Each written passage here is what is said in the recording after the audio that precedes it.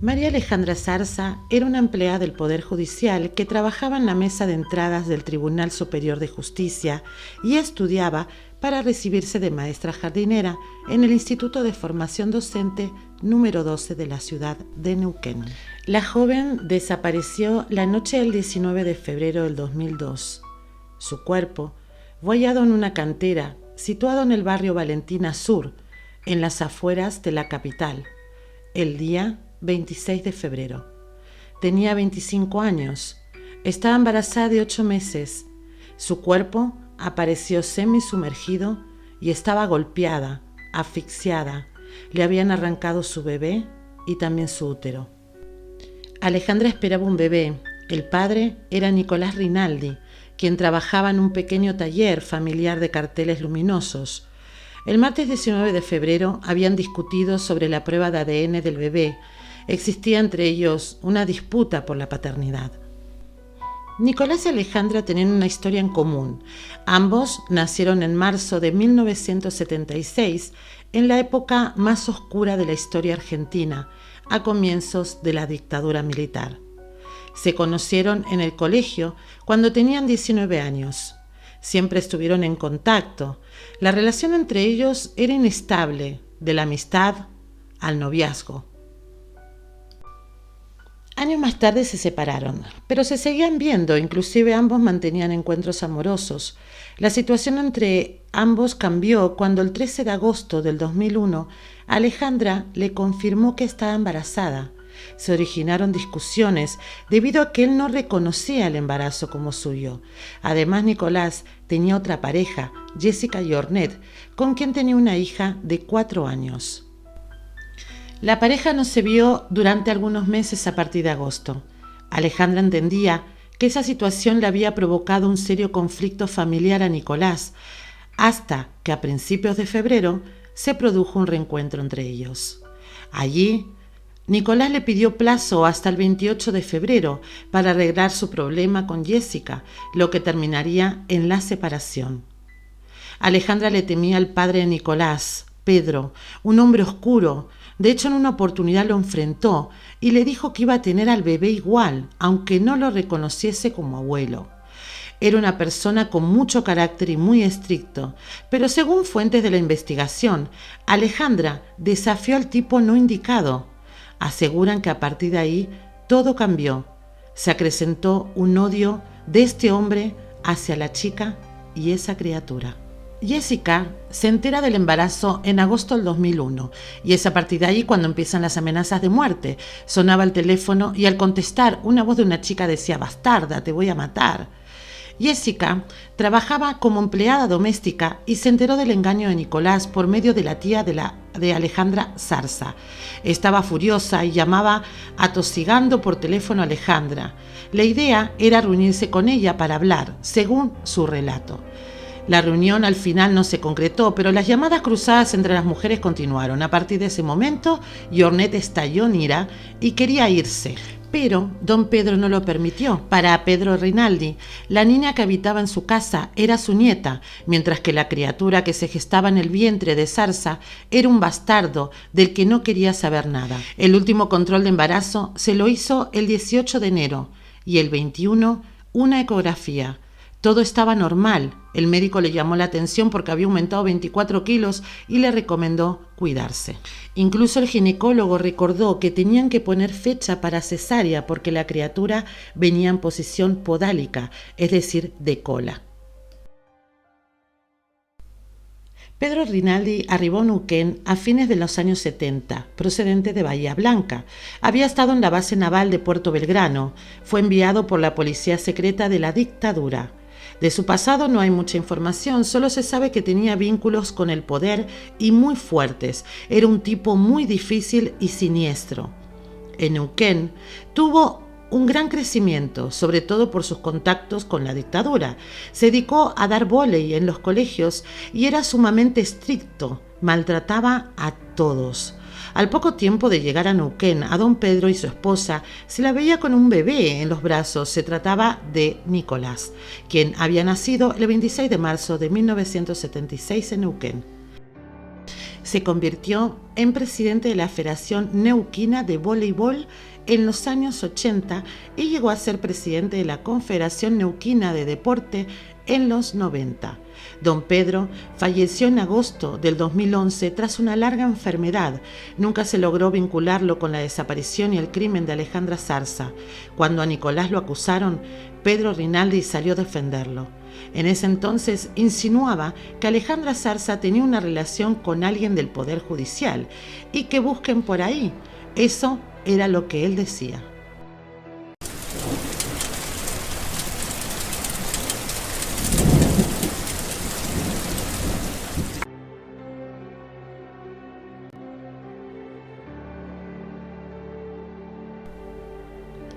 Un día antes de su desaparición, Nicolás pasa a buscar a Alejandra a la salida del trabajo en el Tribunal Superior de Justicia y la llevó hasta su casa en automóvil.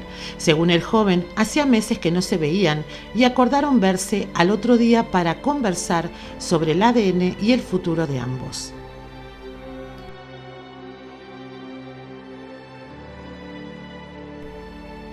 Acude a los cines Village con su pareja, Jessica. Antes de sacar el ticket, Nicolás le dijo a su pareja que no quería ver la película que ella había elegido, así que cada uno sacó entrada para una película distinta. Una situación atípica totalmente y sospechosa. Jessica ingresó a la sala sola y Nicolás jamás ingresó. Él se dirigió al estacionamiento, se subió a su coche y se cambió de ropa en el auto.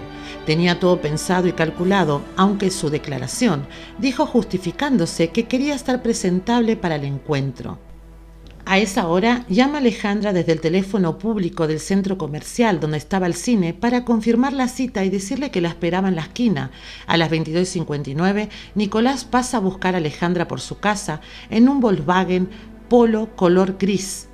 Ella salió comiendo el último bocado de un melocotón, despidiendo a su hermana, y se sube al coche, camino al mirador del Balcón del Valle. Al llegar, había unos vehículos estacionados. Era una noche clara y se veía el horizonte clarito. Un testigo testificó que dentro del polo se podía ver y escuchar una pelea entre ambos. El muchacho le tenía agarrada de los brazos como zamarreándola y levantó la mano con signos de pegarle, pero no pudo precisar si la golpeó. Estuvieron media hora y después se fueron. Según la versión de Nicolás, que al llegar al mirador discutieron en el coche y ella se bajó furiosa, que él la había dejado allí. Si Alejandra se bajó del coche o no, solo lo sabe él. No hay nadie que lo pudiese comprobar. Lo cierto es que del mirador fue conducida a su muerte. El 20 de febrero del 2002, a las 0:20 horas, pasa a recoger a Jessica en el cine. Ingresó por un sector de cámaras donde quedó registrado y a las 0:40 horas llega a su casa.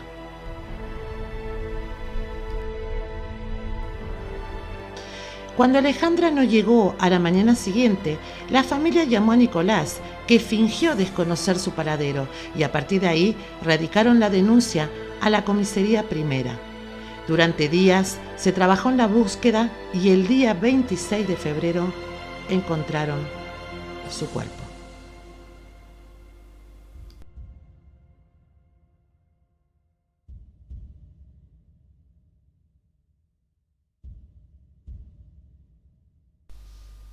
Un vecino de Valentina Sur descubrió un cadáver en la laguna de una cantera a unos 10 kilómetros del lugar donde la vieron por última vez.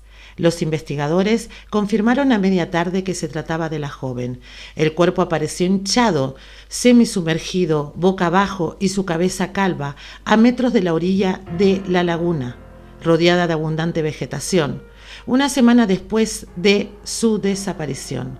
El cuerpo presentaba un avanzado estado de putrefacción. Algunas partes habrían sido arrancadas por perros hambrientos, dijeron fuentes policiales que trabajaron en el lugar del hallazgo. Con perros rastreadores recorrieron la zona y encontraron una sandalia que era de Alejandra a más de 70 centímetros del cuerpo y la otra a 40 metros. Además, también encontraron la cabellera completa de la joven, que parecía una peluca, arrojada en la laguna. La fiscalía hizo drenar una laguna completa sin resultados de encontrar algo más. Durante la primera autopsia se observó que el cuerpo de Zarza había sido lavado antes de arrojarlo a la laguna. Además, determinó que la joven tuvo un parto forzado y luego sufrió una asfixia mecánica. Pero luego el cadáver fue exhumado para una segunda necropsia pedida especialmente por el titular del cuerpo médico forense. A partir de ahí, los profesionales que intervinieron brindando aportes claves para establecer la muerte sirvieron para condenar a Rinaldi. En esa zona abunda la planta Ludwigia uruguayensis. Es una especie de planta acuática. El polen está compuesto de una sustancia pegajosa que se adhiere a esas partículas de polen en los tejidos y cuesta muchísimo quitarlas. El licenciado de Geología de la policía Polinschuk dijo que las huellas encontradas en el sitio eran de Nicolás. Además, había polen en las dos alfombrillas delanteras del coche y en la trasera. De ahí la hipótesis de que eran 3 personas. La situación de Nicolás Rinaldi cambió con esta prueba. Aseguraban los investigadores de que Rinaldi había prestado colaboración para arrojar el cuerpo de Zarza a la laguna. Las investigaciones criminalísticas fueron claves. Nunca se habría podido condenar a Rinaldi.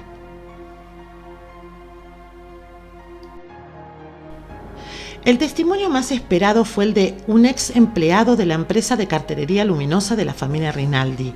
Este testificó que con Nicolás Rinaldi eran compañeros de trabajo y amigos.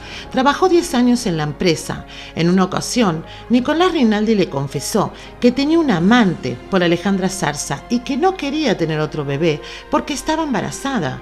Fue allí donde le propuso pagarle 800 pesos para que le pegue un tiro en la panza. Así le dijo, cuando la chica tenía 1 mes o mes y medio de embarazo.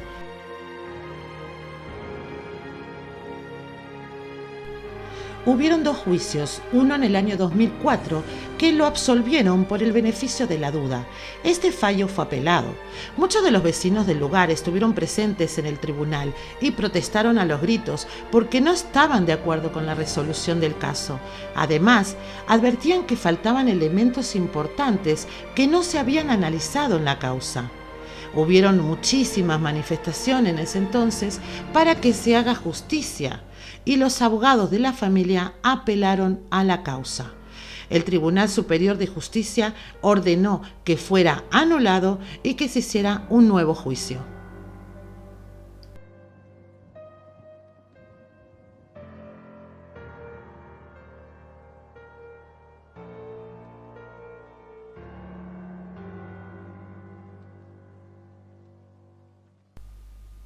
En ese año fue encontrado responsable del homicidio de María Alejandra Zarza como partícipe necesario y lo condenaron a 21 años de prisión. El polen de la planta Ludwigia uruguayensis fue la prueba que más lo comprometió y lo terminó poniendo entre rejas, hasta que en el 2015 le dieron la libertad condicional. En ese año que lo condenaron, la relación con su padre se rompió.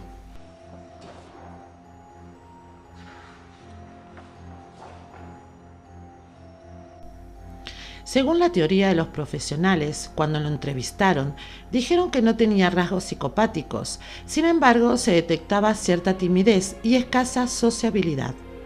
Un tipo reservado. Y tenía dificultades en el proceso de tomar decisiones y asumir la iniciativa. Los forenses advirtieron en sus informes que en ese momento es cuando se presume que don Pedro, padre de Nicolás Rinaldi, ante las dudas de su hijo, decidió tomar el toro por las astas. Fue así que se encargó de la logística y mano de obra. La idea del cine de Rinaldi y Jornet era parte del plan. Al parecer, solo la utilizaron como coartada. Nunca se lo pudo vincular a Pedro directamente a los hechos.